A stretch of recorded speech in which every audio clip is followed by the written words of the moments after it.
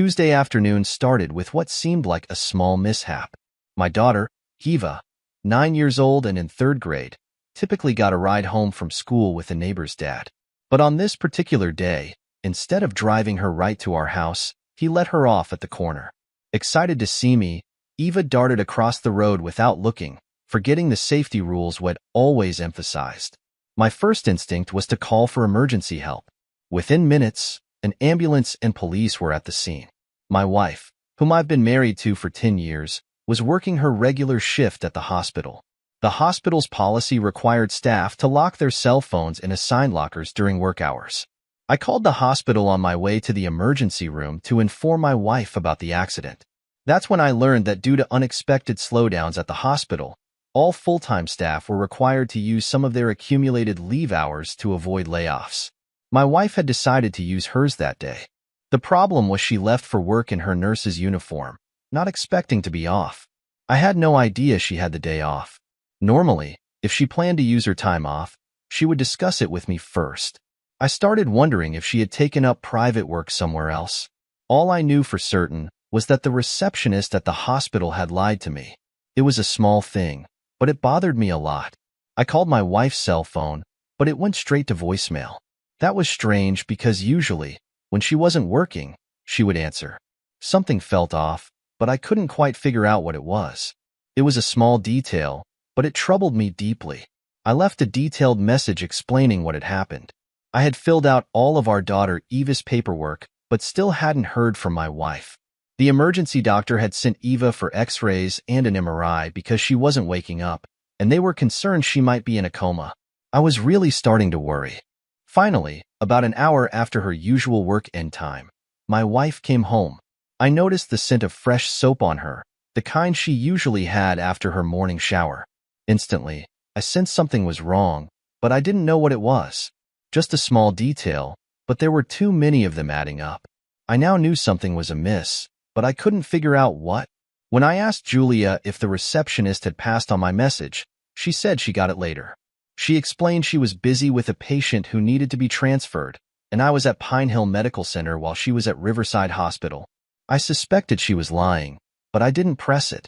This wasn't the time or place. 2 people had lied to me that day, and I knew I needed to find out why. What had started as a normal day had turned into a series of lies and inconsistencies. The only thing I knew for sure was that my wife wasn't acting like herself. After Eva began to wake up from the tests, the doctors decided to keep her overnight for observation due to how long she had been unconscious. Around midnight, after she fell asleep, we headed home, stopping at a Burger King drive-thru for dinner. After eating and having a glass of water, we went to bed. The next day, our little girl was given the all-clear to come home. We were fortunate that there was no serious harm. When we arrived at the hospital, our family doctor, Dr. Michael Turner, was there examining her. I was impressed by how seriously he took his job. Before we left, he told us to call his office and schedule a follow-up appointment in 2 weeks. He explained that sometimes issues could arise later related to the accident, and without follow-up, we might never know.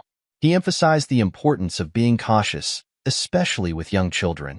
Once we were back home and settled, I asked Julia again about her Tuesday. Her answer didn't satisfy me. Normally, she'd share if anything interesting happened at work, or if they had a new patient transferred in. These little pieces of everyday communication were missing. It was a small thing, but these details were starting to add up, forming a pattern. Whatever my wife had been up to on Tuesday, it was clear she didn't want me to know. I began to wonder why. I started thinking back over the past few weeks to see if I had done something to upset her. Julia had a tendency to hold on to grudges if she felt unfairly treated, even for weeks. Julia and I were college sweethearts. From the moment I first met her in college, I never looked at anyone else. Though we broke up a couple of times, we always found our way back to each other. Julia had a habit of being drawn to something new and diving in to explore what intrigued her, which often led to our breakups. I thought it was just part of growing up and assumed it was a phase she would outgrow. Each breakup stemmed from her developing an interest in someone or something else. I was on the Oakwood University football team, and she was a cheerleader. We were both popular students, and everyone thought we were meant to be together. But we ended things our senior year because I didn't see our future together. After college, I joined the police force and worked my way up while she pursued her RN certification. I reconnected with Julia because I got injured on the job during a raid. 6 months later, we got married. Our daughter was 2 years old when Julia became a registered nurse. Julia had dark, shoulder-length brown hair, blue eyes, and an attractive figure. Most people who knew her loved her for her caring personality. What puzzled me was that in all our years of marriage, we never had any serious conflicts or problems. Recently, we had even been discussing expanding our family. On Sunday, we were invited to an afternoon barbecue with our daughter at a colleague's house by the lake. We got ready by wearing our swimsuits under our clothes. Each of us was assigned something to bring. On the way, I stopped at the grocery store to pick up the items we decided one enough premium burgers and buns for about 20 people. These burgers were special, always seasoned before grilling. They retained their moisture and had a rich, satisfying flavor. I discovered them by accident, and now they were the only ones I liked. I called them smoky burgers because of their distinctive flavor. It turned out that my preparation method made them a hit, and we always ended up with more meat than bread. That Sunday, no one noticed me in the kitchen carefully seasoning the burgers until they plumped up, then drying them off before grilling. Meanwhile, Julia was outside chatting with our host, Sophia, who was head of the nursing department where they both worked. They were watching our daughter and Sophia's son playing by the pool with a few other kids. I wasn't paying much attention to their conversation until the end when I overheard something that deeply hurt me. It shook me to my core, revealing clearly what was going on. Dr. Michael Turner, the very popular doctor who used to visit every Tuesday afternoon to check on his clinic patients, Sophia explained. Now he only comes when you're on duty. It's making some of us wonder if there's something more between you two. Is there something I should know? No, not really, my wife replied, looking flushed and clearly avoiding the topic. Her expression usually meant she was caught doing something she didn't want to explain. Now I knew two people whose Tuesday routines had suddenly changed. Julia had a good reason to keep whatever she was hiding a secret, which wasn't like her. We're just professional friends, Julia tried to clarify to Sophia unsuccessfully. He appreciates the detailed reports I send him about his geriatric patients' behaviors. It helps him manage their medical needs. Well, that's not what people are saying in the halls, Sophia retorted. Whatever is going on, it better stay strictly professional at work. Otherwise, these rumors will only get worse. They'll talk to him about it next time I see him. I have another appointment with him next week, Julia said. I should go check on Eva.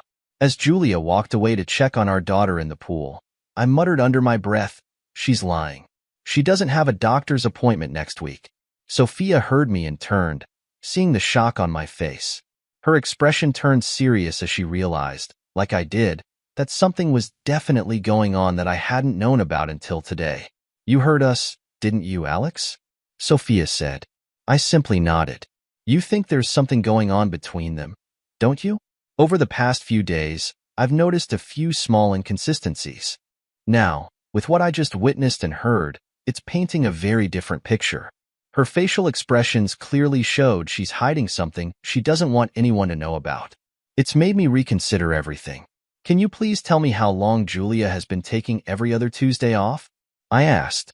For the last 3 months, she proposed the new schedule. Since she works a lot of extra hours, most of her overtime pay goes towards additional taxes. She says taking the day off helps reduce her overtime hours, and she saves her accumulated time off for family matters, Sophia explained. We in human resources like it because in the long run, it saves the company money and gives part-time employees more hours. Another question, how close is Julia to the receptionist who answers the phone? I inquired. They're best friends. Why? Sophia replied.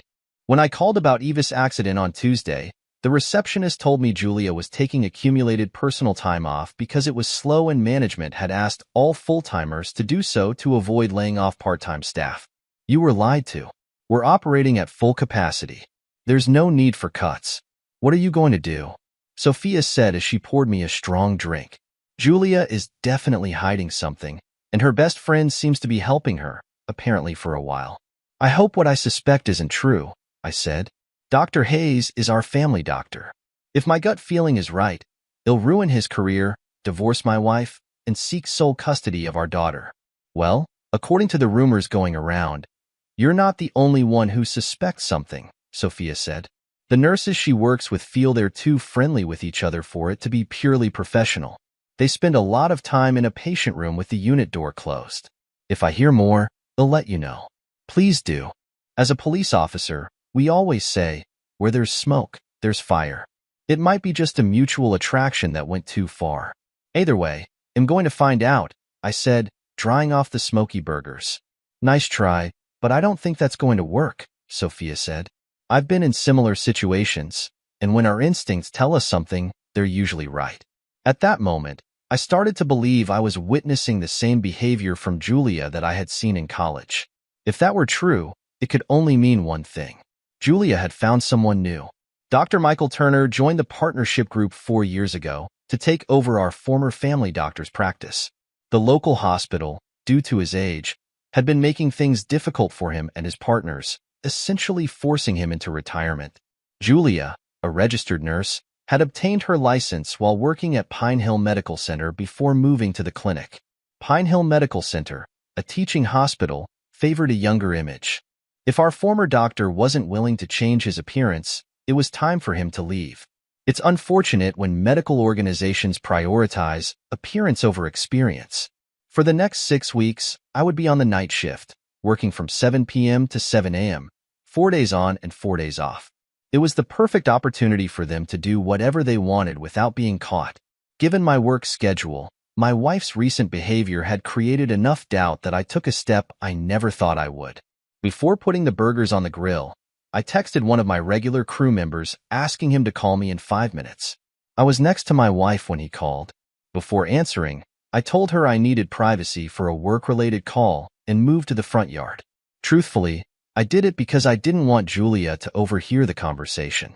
Jake, remember the team we assembled when David needed help with his ex-wife a couple of years ago? I asked.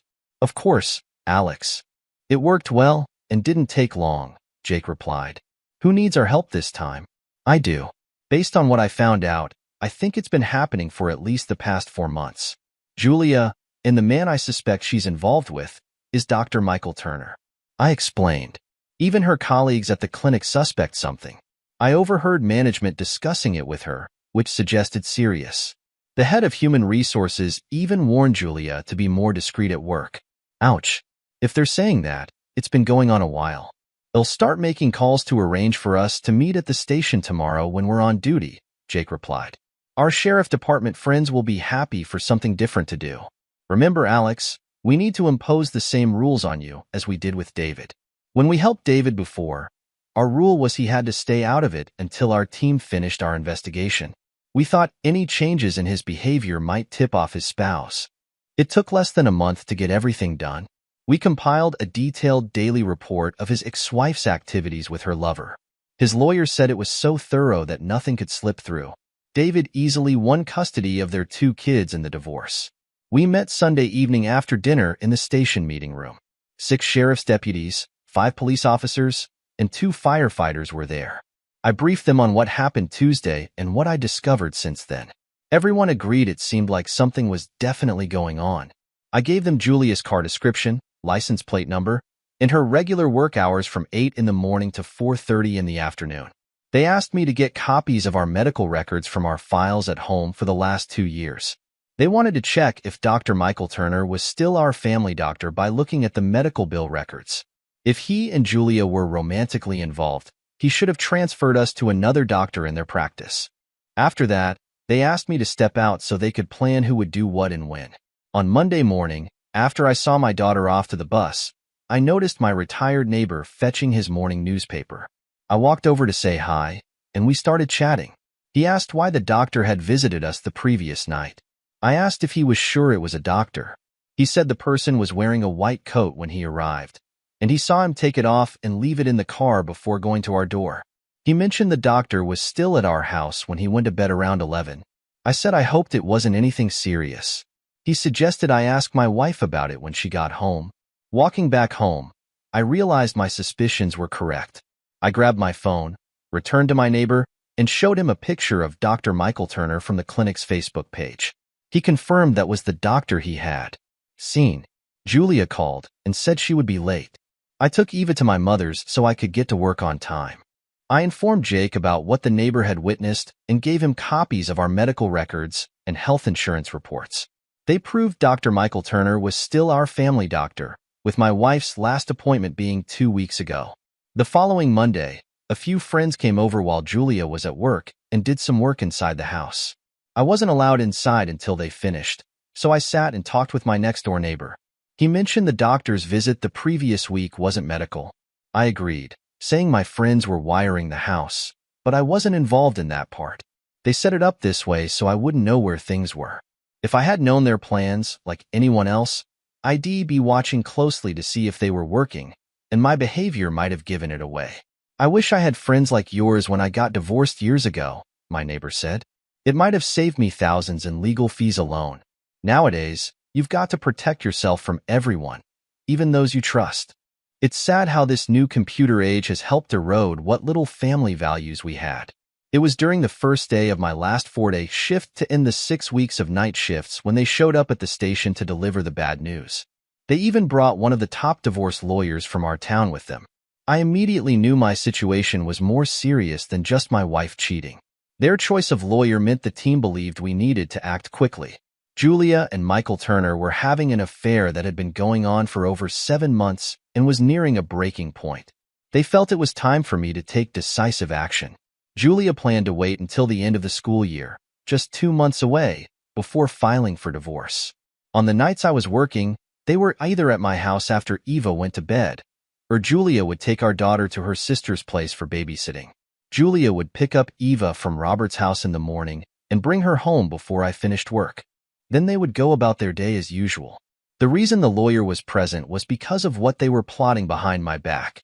With Dr. Michael Turner's assistance, Julia intended to use claims of mental cruelty against me. They aimed to prove I was an unfit father and a danger to our daughter's well-being. Julia, relying on her professional background, thought that the fabricated accusations, supported by a detailed medical record they were compiling, would convince the court to grant her full custody of our daughter. She aimed to reduce my interactions with Eva to supervised visits only. Her ultimate aim was to provoke such anger in me and my parents that we would choose to permanently cut ties with them. As I sat there listening to their plans, I couldn't help but wonder what I had done to my soon-to-be ex-wife to make her so malicious and vengeful. The extensive report spanned 50 pages and included dates, explicit photographs of the two engaged intimately, several notarized statements affirming their 6-month relationship, and transcripts of their conversations plotting how they could harm me. Our ace in the hole appeared to be a very graphic picture of our 9-year-old daughter standing at the foot of our master bed, watching the two of them doing that, with both of them lying completely oblivious to the fact that Eva was there. I decided to have her served after my last night shift later this week. After that, we'll file a complaint with the state medical board against Dr. Michael Turner on the same day. We'll provide evidence from our billing records showing he was still acting as our family doctor during that time. We'll question whether he falsified medical records to support my soon-to-be ex-wife's claims of mental cruelty, especially since they discussed setting me up. It was also proven with a photograph that he was having an affair with my wife in front of our 9-year-old daughter. Dr. Michael Turner, a respected man, violated medical ethics and broke the law by falsifying medical records. A copy of the divorce petition will be given to our local child services, along with an explanation that I'm taking my daughter out of town to allow them to investigate my wife and me without my interference. A letter will explain this as a precautionary measure. The state's child services take crimes against children by family members very seriously. All 3 agencies will receive an 8 by 10 photograph showing my daughter witnessing the affair. I'm taking 3 weeks vacation starting right after this week's shift's end. It's already approved. One of the police department heads, a colleague, was present when I called my retired parents and suggested we use Dad's RV for a 3-week vacation starting the day after my last shift. I said I needed their help and would cover the costs. They agreed but asked why it had to be rushed. I promised to explain on the way. My new lawyer was shocked when I proposed signing over my parental rights to my parents until the divorce is finalized. He agreed it's a smart move given the circumstances. If Julia has already reported to child services, it shows my top priority is my daughter's well-being until my name is cleared. It demonstrates to everyone, including legal authorities, that I'm protecting my daughter first. They'll prepare the paperwork, he said, but make sure to have it notarized within 24 hours of serving your wife. I just finished my final night shift and made it home in time to see my wife off to work as usual. She kissed me on the cheek before leaving. When she drove away, I quickly made a phone call. Eva and I started packing for a surprise trip. I asked the sheriff's department representative to inform the school principal about our situation and why I had to take our 9-year-old daughter out of school. At 8 that morning, my parents arrived. We loaded our belongings into their RV, and by 9 we were on the road. Out of courtesy, I called Sophia to update her. She mentioned that since her conversation with Julia at the clinic, everything had been strictly professional and the rumors were fading. I explained that I now had proof of their affair spanning at least 7 months. Consequently, I planned to have legal papers served to Julia at her workplace later that day. Sophia agreed to witness it and keep me informed. Afterward, I joined my daughter in my parents' large RV as we left town. I handed my mother a legal envelope containing all the details, asking her to read it. My dad asked, "What's going on?" "I recently found out Julia was planning to divorce me at the end of the school year," I said. "What Mom is reading outlines what we've discovered and proven. Her lover is our family doctor, and they were plotting against me. If they hadn't been caught, they could have arranged things so I'd never see Eva again after the legal battles. So we're leaving town because things are about to get very messy for a few people," my dad said. "It's best for you and our granddaughter to be away from it all." Basically, Julia will be served at work today. The state medical board will receive an official complaint this morning about Dr. Roberts' relationship with his patient, my wife. I'm alleging ethics violations and have some compelling evidence. Child Services will also be informed about everything Mom's reading. He could lose his license to practice for at least a year or more if he's found guilty.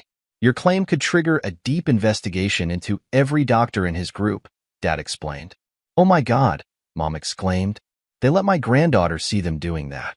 I'll take care of that woman myself. That doctor can say goodbye to his career. He'll lose his license for good. The whole partnership he's in will be scrutinized by every government agency," Dad continued.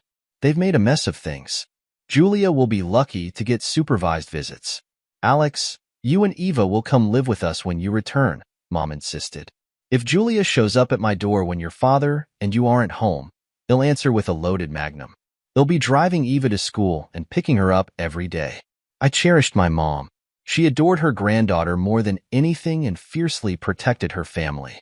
She had taken down many who threatened her family over the years. Dad drove until we needed gas. About when the tank was half full, I used my credit card to fill up and took over driving.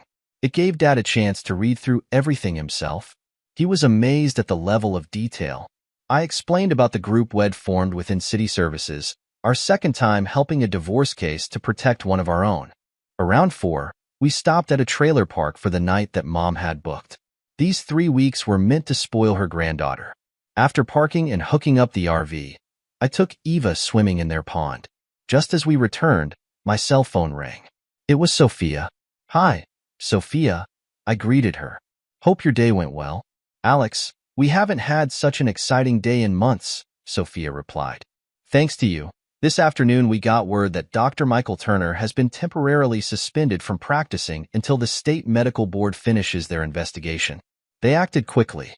I have to give them credit," I admitted. "I thought they'd at least call him in for an interview first." "They only suspend that fast if there's a serious complaint with some evidence already provided," Sophia clarified. "It shows they're taking this very seriously. We probably won't know the outcome for about 2 months. Well, I did send them all the information I included in my divorce petition," I explained. At 3 p.m., your Suntobex was served right at shift change. I had security informed to expect him and to notify me. Before allowing him in, when he arrived, I escorted him to Julia's section. The young man asked her, "Are you Julia Parker?" When she said yes, he said, "Congrats, you've been served." Sophia recounted. When she opened the legal envelope, the first thing we all saw was the image of Robert and her making love with Eva watching. "Oh no," she screamed before fainting. "My lawyer let her see that first." "That's priceless," I chuckled. "She got what was coming to her." "Did the state get a copy of that picture?" Sophia inquired. Most likely, knowing my lawyer, I replied honestly. Then the state had no choice. Dr. Michael Turner was having an affair with a patient and allowed the patient's minor child to witness it, Sophia analyzed. I didn't think you could pull it off.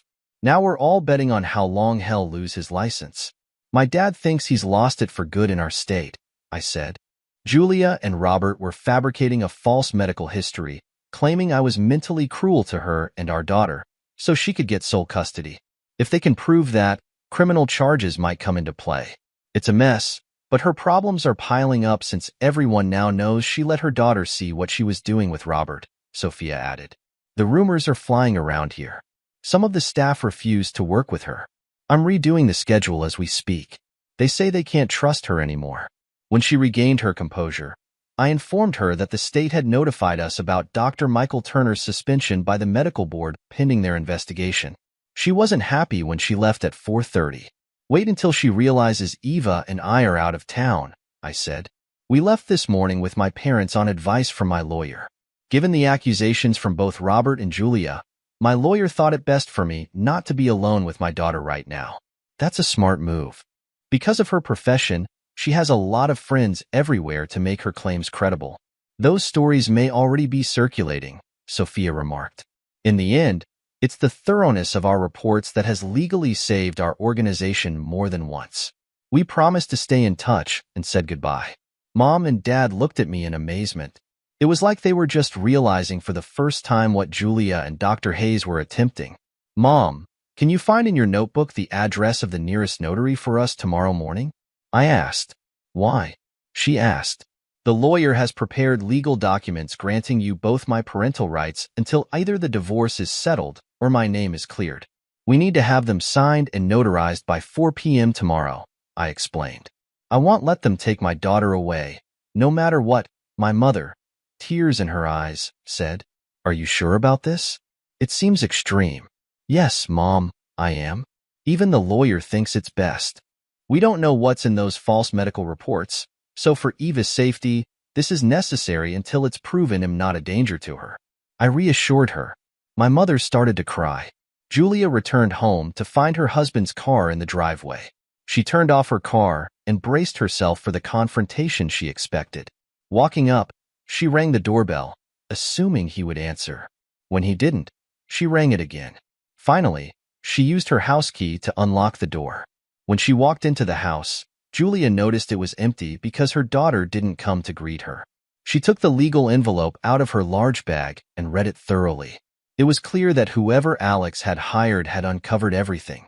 The plan, as outlined by transcripts of Robert's and her own words, had been exposed. Robert acted first and aggressively. Their problem was that none of the doctor's medical records had been made public yet because they hadn't reached that stage of their plan, and now they never would. Robert couldn't access his files until the investigation concluded.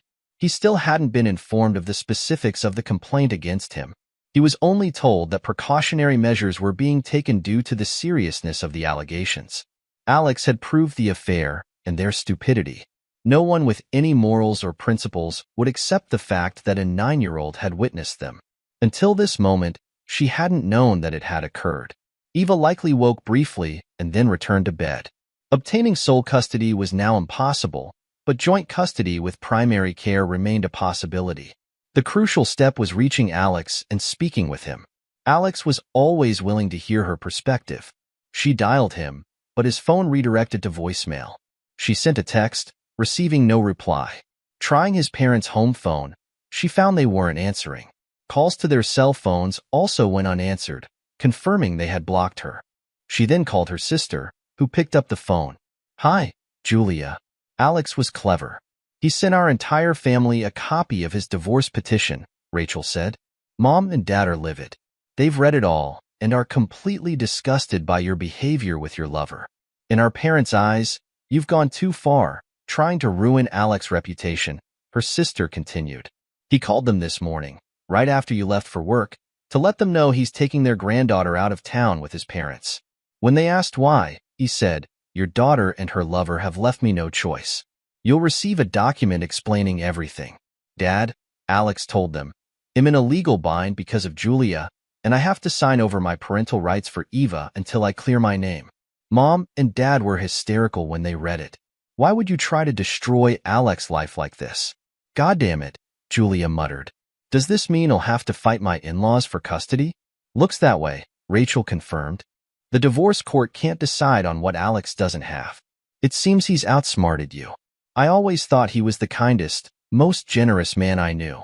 Until he was pushed too far, then he goes all out. You know how Mom feels about her reputation.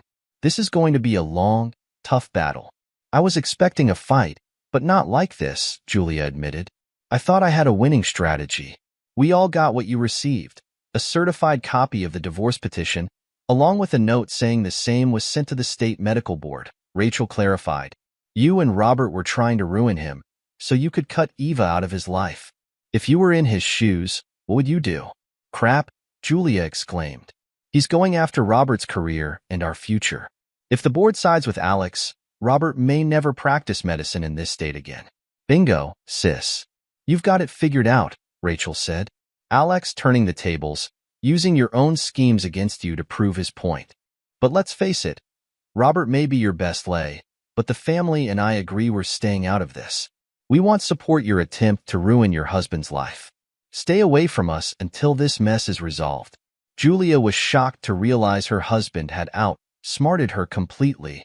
Even her own family wanted nothing to do with the mess she had created. She and Robert had believed they were cautious, so being served had come as a total surprise. She spent the entire night trying to unravel how they had been caught. Michael Turner had just left a tense 4-hour meeting with his partners.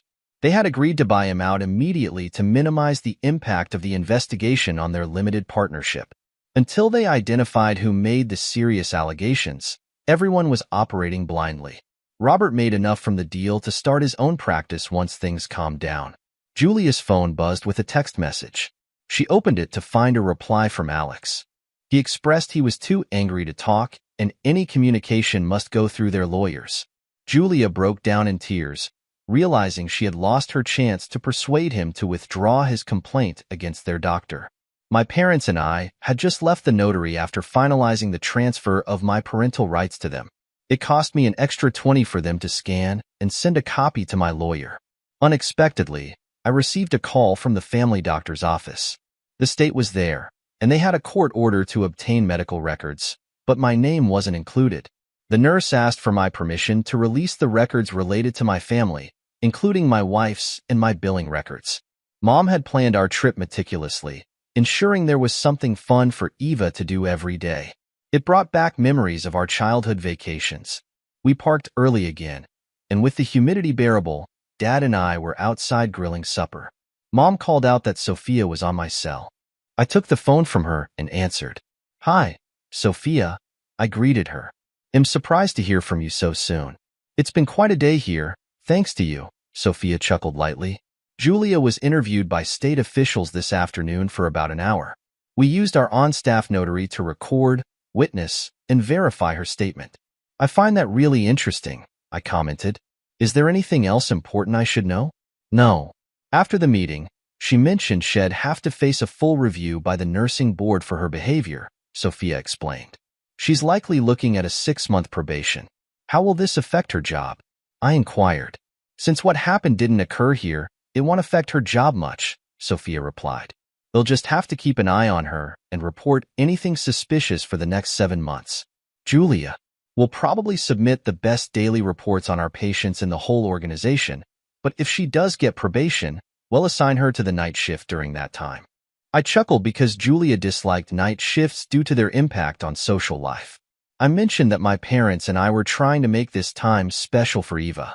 After a brief chat, I promised Sophia dinner once I returned. During supper, my mother asked what I knew about Sophia. I admitted I didn't know much. She's a single mother around my age with a son slightly older than Eva. I wasn't even sure if she was married. Sophia and I stayed in touch for the remainder of our trip. The day before we returned, I called my lawyer to arrange access to my home so I could collect my belongings. That's when I discovered Julia had moved out, taking what she wanted, and was now living with Robert. We cut our trip short by a couple of days to get things sorted out. Slipping back into town on Friday morning, My parents found it amusing and dropped me off at the house early that morning, taking Eva to our new home first. I mowed the lawn, and a neighbor brought over a cold beer before I finished. He remarked it was a clever move as news of our marriage breakdown had made the local headlines. I called a locksmith to rekey all the locks. I spent the day cleaning up the mess Julia had left at home. I called my mom to see if there was anything she needed from the house. She said no, just ours and Eva's clothes. The rest would be sold with the house. I gathered up any canned goods and frozen food we had left and dropped it off at the food bank. Then I returned to clean out the fridge. I brought the stuff home, and Mom insisted on washing all the clothes in case something had been done to them. By around 5 p.m., I picked up my phone. Sophia answered right away. "Hey, Alex, you're back," Sophia greeted. "When did you get back?" "This morning. Spent the day cleaning up the house to get it ready for sale," I replied. "I was wondering if you and your son wanted to join me and Eva for dinner. If he was home, would love to, but he's with my mom for the weekend." "I'm free, though," Sophia said. "Great. They'll leave Eva with my mom and pick you up at 7. How about Red Lobster or Outback?" I asked. "Red Lobster sounds great," she replied. I dressed up a bit for dinner: nice shirt, dress pants, and slip-in leather shoes. With our reservation, we were seated promptly. We had a good meal, and I learned more about Sophia. She had never married and was raising her 9-year-old son on her own. Her father had been a firefighter in his time. My first day of work was scheduled for Sunday. No decisions had been made yet by the state about Julia and Robert. The feeling was the longer it took, the worse it would be. I shared what we did as a family with Eva over the 3 weeks. Afterward, we strolled through downtown to see the city lights. Around midnight, I arrived back at my parents' place, where my mom, being mom, was still up. At work on Sunday afternoon, I was called to the office. There was a visitor waiting to see me. I figured it was who I expected. I was right. It was my soon-to-be ex, Julia. "Mrs. Benson, what can I do for you?" I greeted, turning on the voice recorder app on my cell phone as I walked into the office. "My name is still Parker, Alex," Julia replied. "Well, if that's true, then I'm still nothing but garbage to you," I responded. "So what do you want?" "Alex, that's not true," Julia said, trying to calm things down. "Sorry, but your actions speak louder than words, don't they?" I replied. "The first thing you did was move in with someone else as soon as Eva and I went on vacation. Witnesses say you moved in the next day. So much for feeling guilty or remorseful." "I want to see Eva," Julia said. "Check with your lawyer. I legally have no say in that anymore." "Looks like you're knocking on the wrong door," I replied. "After all, you publicly accused me of offending our child." "I know that, but you can help facilitate it," Julia said. "Sorry, I don't think Eva should be around someone who is nothing but a cheater," I said. "Photos show how much you care about our daughter when you're in another person's arms. Deal with my parents directly. Please leave, Mrs. Benson, and don't come back, or I'll seek a restraining order." With that, I turned away and walked out. I instructed the staff member on duty to escort her out. I turned off the recording app and saved it. Later, he told me her face turned pale, and she broke down as he escorted her to her car. I informed her that based on what I had heard, Alex had no choice but to react this way. If she had felt any responsibility over the past 4 weeks, she would have done something to clear his name.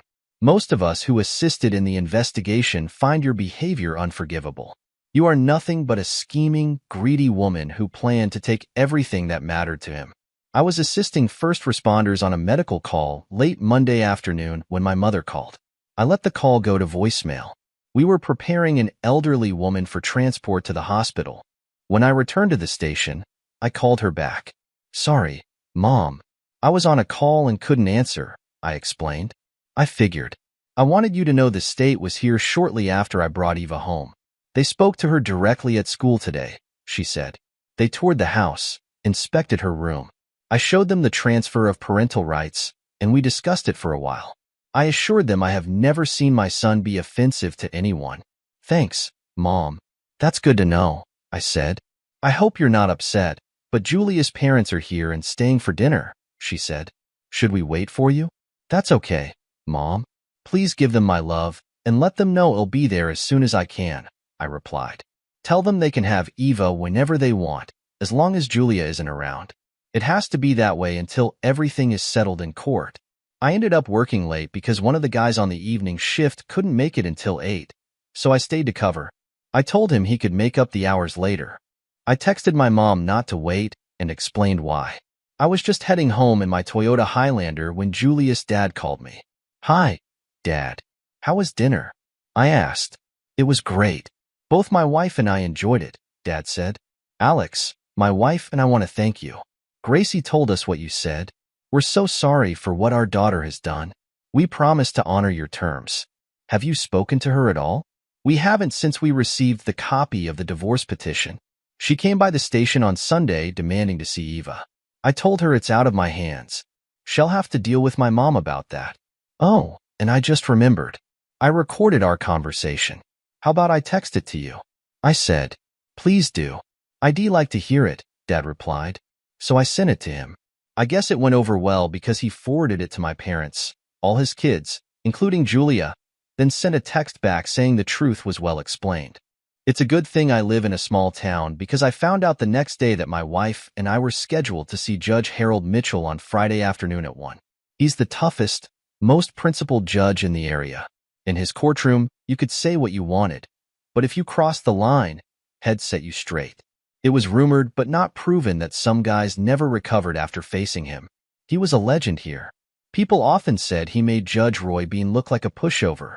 My lawyer warned me that when Judge Mitchell handles our case, it's going to be more serious than a Friday the 13th movie. You had to be careful and ready to answer his questions promptly or face consequences. The judge doesn't tolerate slander or hints. He wants facts. With this understanding, we prepared our defense. We were all present as the judge took his seat. Julia's lawyer sought visitation rights to see Eva, which required overturning my parental rights surrender. My lawyer argued that I had voluntarily given up parental rights due to accusations by my wife and her partner. Since the State Medical Board and Child Services were still investigating these claims, the issue of whether I was offensive to my daughter remained unresolved. Until this is clarified by the legal system, any time Alex Parker spends alone with his daughter could be seen as potential endangerment. Alex Parker set aside his pride and prioritized his daughter Eva's well-being. He hasn't been alone with her since the accusations surfaced because of the predicament caused by his wife. We presented a recorded conversation as evidence, witnessed by others, where Alex explained that Julia would need to resolve matters with those who held parental rights, his parents. The judge requested to hear the conversation, so my lawyer played it through the courtroom sound system. Julia wasn't pleased to hear it again. Then my lawyer submitted a notarized statement from a witness who provided additional context after I had left. The judge asked to see the transfer of parental rights, and my lawyer handed him a copy. A slight smile crossed his face as he read it. Turning to Julia's lawyer, the judge asked, "Is it true that because his soon-to be ex-wife accused him of mental cruelty and emotional offense, he took the actions he believed necessary?" My wife's attorney explained, "Yes, but she was under significant emotional stress during that period. Now that she's out of the relationship, she's regained her stability. Is this being investigated as described?" I asked. "Yes, it is, and there hasn't been any ruling or resolution yet," her lawyer replied. "I'll read what the surrender of parental rights states," the judge said. "I voluntarily relinquish my parental rights until government agencies investigating allegations about my parenting decide, or until the court rules based on evidence that I'm not an offender of any kind.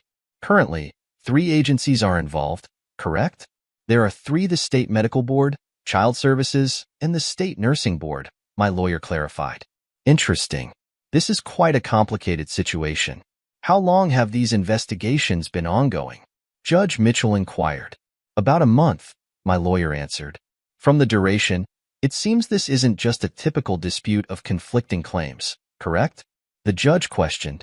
"On page 30, the second and third paragraphs of Alex Parker's divorce petition will clarify why these 3 boards are still investigating," my lawyer explained. We all observed as the judge retrieved and read the document. His expression turned serious as he set the paperwork down and glanced at my wife's lawyer. "Let me be clear. The divorce cannot proceed until all 3 investigations are concluded. I won't interfere with investigations that might lead to criminal charges. Based on what I've read, It appears that one party is here due to potential criminal actions by others. I must consider this possibility. It's possible that the accusations against one party by the other are unfounded, Judge Harold Mitchell stated. The surrender of Mr. Alex Parker's parental rights stands. I commend the wisdom he's shown in court by his actions. It takes a special kind of parent to prioritize the child's needs. Mr. Parker did this for both the child's protection and his own. Given the questionable conduct of both biological parents toward their child and the actions of one, he felt it was best to remove himself from the situation. Therefore, until we review the state reports, no final decisions can be made. Mrs. Julius' request for visitation must be pursued against the child's other legal guardian, who is not him. Court is adjourned, the judge concluded. Julius' expression spoke volumes. She clearly didn't accept that my actions had been validated legally. She was furious about losing. As we exited the courtroom, she confronted me. "Alex, how did you figure it out?" Julia demanded. "It was a series of small details that didn't add up, from Eva's accident to the barbecue at Sophia's," I explained. "Remember that Sunday phone call?" "Yes, why?" Julia asked, clearly intrigued. "Just before that call, I noticed your behavior mirrored how you were in college when you started liking someone else," I recounted. "That call I received was in response to a text I sent minutes earlier. By the time it ended, you were already under investigation." Her face turned pale. She hadn't realized she had inadvertently exposed herself. Until then, she had believed someone had betrayed her secret. "Pay attention to the little things. They reveal the whole story," I said with a grin. "Given your meticulous patient reporting, you should have known that." I didn't need to rub it in, but I couldn't resist. Seeing her even angrier only widened my smile. After court, I slipped into the men's room and ran into Judge Mitchell. I thanked him for his ruling. "It was my pleasure," Judge Mitchell replied. "Once I reviewed the facts, it became crystal clear." "Did your lawyer suggest you take that step?" "No, it was my decision," I replied. Knowing Julia as well as I do, I realized she would stop at nothing to worsen my situation. I felt cornered, knowing she had connections that could sway the outcome. This was the only way I could protect myself. If you hadn't acted preemptively, she might have gained visitation and even custody due to the severity of her accusations, the judge acknowledged. Your preemptive move put a stop to all that. I hope your name is cleared soon. So did I. Sunday night at the fairgrounds, there was a backdoor 60s dance in one of the exhibition buildings. I got a couple of tickets and called Sophia to see if she wanted to join. She said yes, but she had to have dinner with her parents first. She invited me and Eva to join them, and I agreed. It was interesting. It had been a while since I faced an overprotective father. Eva and Sophia's son, Tyler, were getting along well. Sophia's father seemed a bit harsh. I think Sophia noticed because I overheard her telling her father to ease off. "I know Alex is a good, honest man," she said. "How do you know what kind of man he is?" He retorted.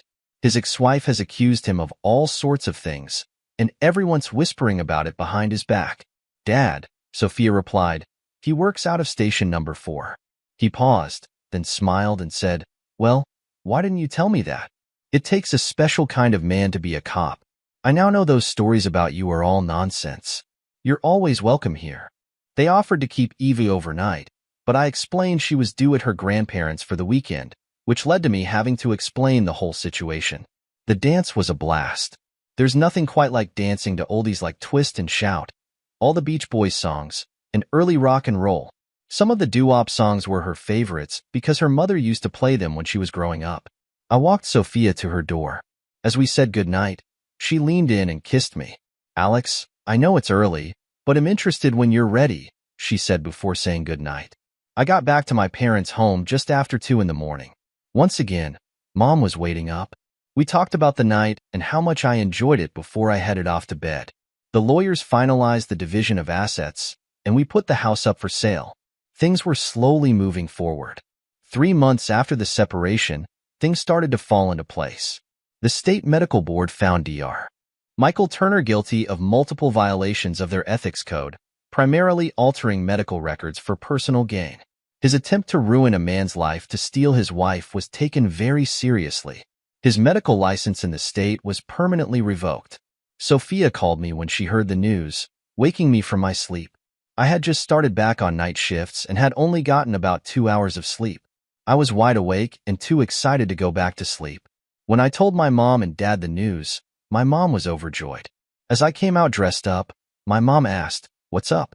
I told her I was going to ask the woman who stood by me these last few months if she'd like to go to lunch.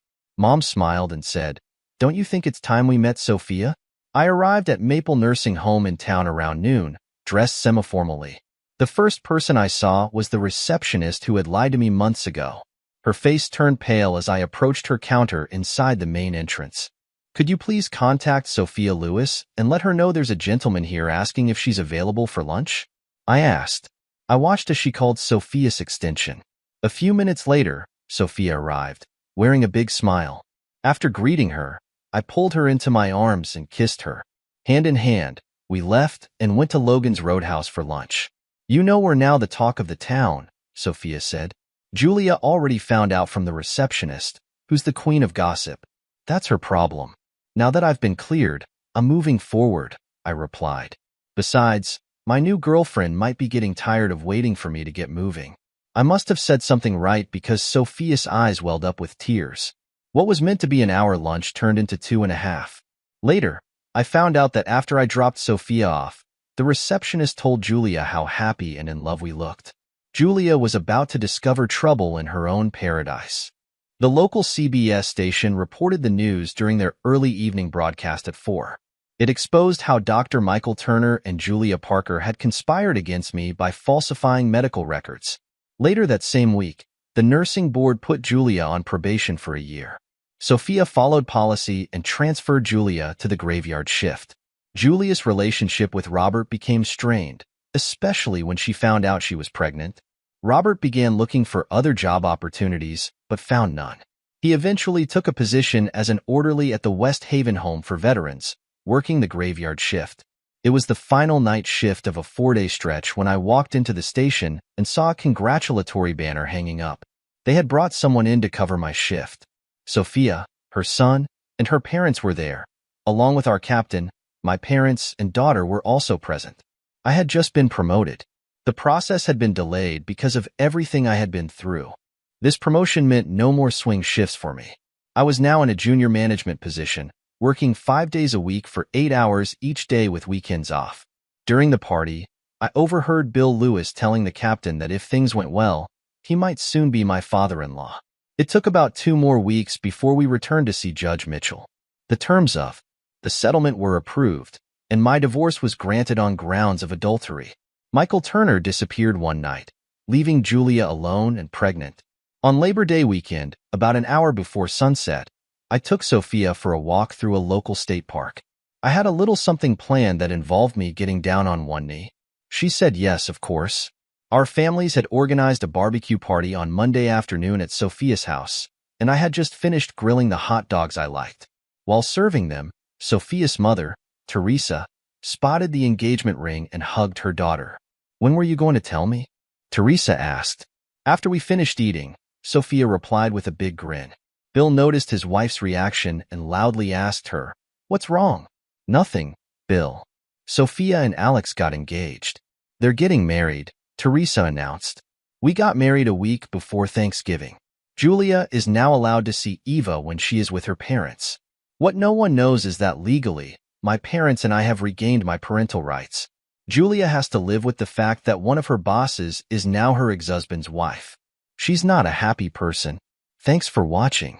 What would you do if you found out about a spouse's secret affair? Share your thoughts in the comments, and don't forget to like and subscribe for more stories.